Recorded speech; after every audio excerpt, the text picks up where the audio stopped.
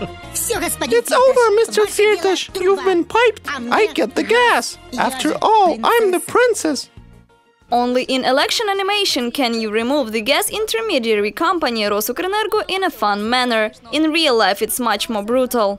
They're not letting a people's deputy through. Dmytro Firtash, co-owner of the gas intermediary Rosukrenergo, tried to cling to the Ukrainian gas pipe with all his might. But contracts signed by Tymoshenko and Putin in 2009 became a death warrant for his business.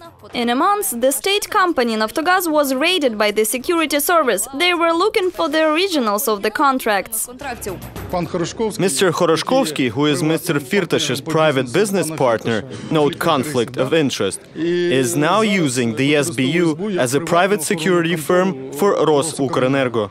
Khoroshkovsky, who was deputy head of the SBU at the time, went to parliament and publicly defended the intermediary. However, Rosukrenergo could not get back into the gas supply scheme. Instead, the businessman decided to return the 11 billion cubic meters of gas worth $3 billion.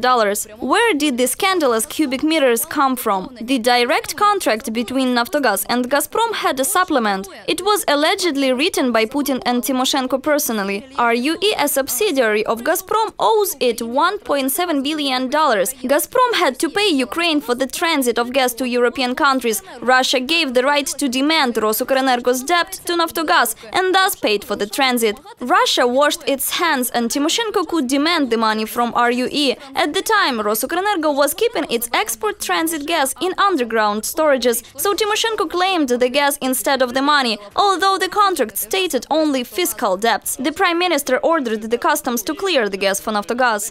The status of this gas has not changed. It is transit gas. The Russian company Gazprom sold it to the company Rosukrenergo. Under the customs code, any changes in status are possible only with the consent of the owner and the decision of the customs authority. Otherwise, it's a crime. Oleg Dubina, then head of Naftogaz, started receiving letters. Here, the head of RUE's board of directors writes that the company did not give permission to sell the gas and threatens legal action. A claim to the Arbitration Institute of the Stockholm Chamber of Commerce from Rosukrenergo demanded the return of 11 billion cubic meters of gas. A spokesman explained the company's position to our program.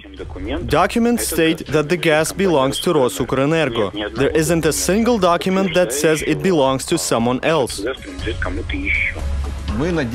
We hope that all decisions will be in our favor, because after signing the agreement we legally became the owners of the contract between Gazprom and Rosukrenergo.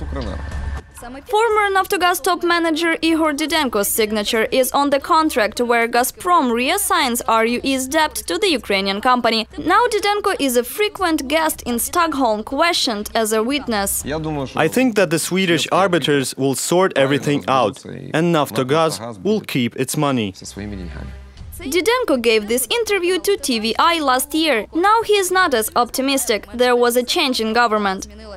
There were also changes in the tycoon layout. The biggest enemy of the previous government is now a government favorite. Dmytro Firtash has received political bonuses. People close to him received high management positions. Experts suggest that now the businessman will return his lost financial assets. During the 2007 parliamentary elections, white and blue deputies, who were later called the Firtash Group, received seats in the Supreme Rada.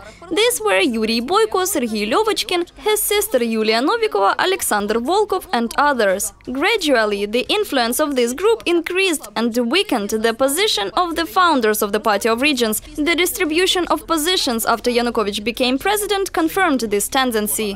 Serhiy Lyovochkin, head of the presidential administration, Valery Khoroshkovsky, head of the security service of Ukraine, Yuri Boyko, minister of fuel and energy of Ukraine, Yevgen Bakulin, chairman of Naftogaz, Yuri Borisov, head of Ukrgazvidobuvanya, Serhiy Vinokurov, chairman of Ukrtransgaz. So, if earlier in Stockholm Rosukrenergo and Naftogaz were on different sides of the barricades, now both companies in fact defended the interests of one person, businessman Dmytro Firtash. How will Mykola Azarov's government act? Because on the one hand, it should protect national interests, on the other, the Firtash business group demands satisfaction and the return of the lost assets. And that's just not possible without hitting the budget. But faction deputy Serhiy Vlasenko says that lawyers representing Naftogaz in Stockholm may simply be instructed to stop their defense, basically surrender to the winners. It's enough to take a few wrong steps to ensure that the court simply accepts the plaintiff's arguments. From the outside, it will look as if Ukraine simply lost. It fought to the end, but lost. Although it's not true, but it will be understood only by experts.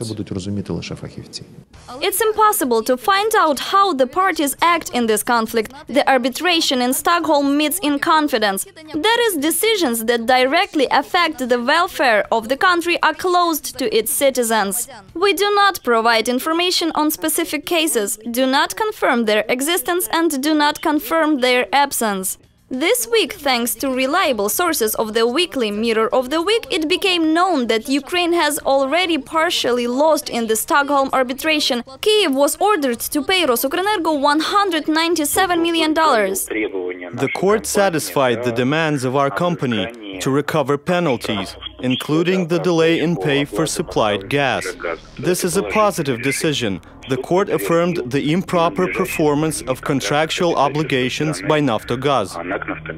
Having won this interim victory, RUE started the main offensive. Now the court will decide the fate of the remaining 11 billion cubic meters of gas. Its market price today is $3.5 billion. If the money is awarded to Rosukrenergo, it could destroy the entire Ukrainian economy. The country is barely making ends meet, seeking financial support from the International Monetary Fund to patch up budget holes. The national interests of the Azarov government and private interests of the group of businessmen Firtash are obviously different. This is understood in Moscow. After all, Kyiv is trying to receive a discount for Russian natural gas. Russian journalist Mikhail Leontiev is deemed a mouthpiece for the Kremlin. Every Prime Minister Putin has in mind, Leontiev has on his tongue. He believes that new gas relations between Kyiv and Moscow leave no place for corrupt agents and their authoritative patrons. I think that to satisfy the ambitions of this part of this clan coalition is just too much. It's impossible. They're too greedy. Khoroshkovsky, Firtash and the lot are not something Ukraine can afford. Fuel and Energy Minister Yuri Boyko did not comment on the apparent conflict of public and private gas interests after the Stockholm arbitration ruling, but his deputy made it clear the state simply has nowhere to go. If the ruling is in favor of one party or another, then of course the state should fulfill it.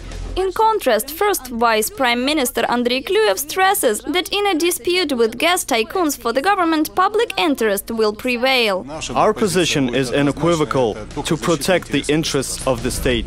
If the companies close to Firtash win in the Stockholm court, Ukraine simply won't be able to meet the financial requirements on the claimant. It will face a default. Obviously, tasty state assets will be provided to satisfy the tycoons' appetites. Businessman Metro Firtash may be interested in regional gas companies, the Odessa port plant and other state enterprises. Another way is for Firtash's empire to return into the gas scheme of gas supplies to Ukraine. All this will become clear in May. The decisive hearing of the Stockholm Arbitrary Court is expected then.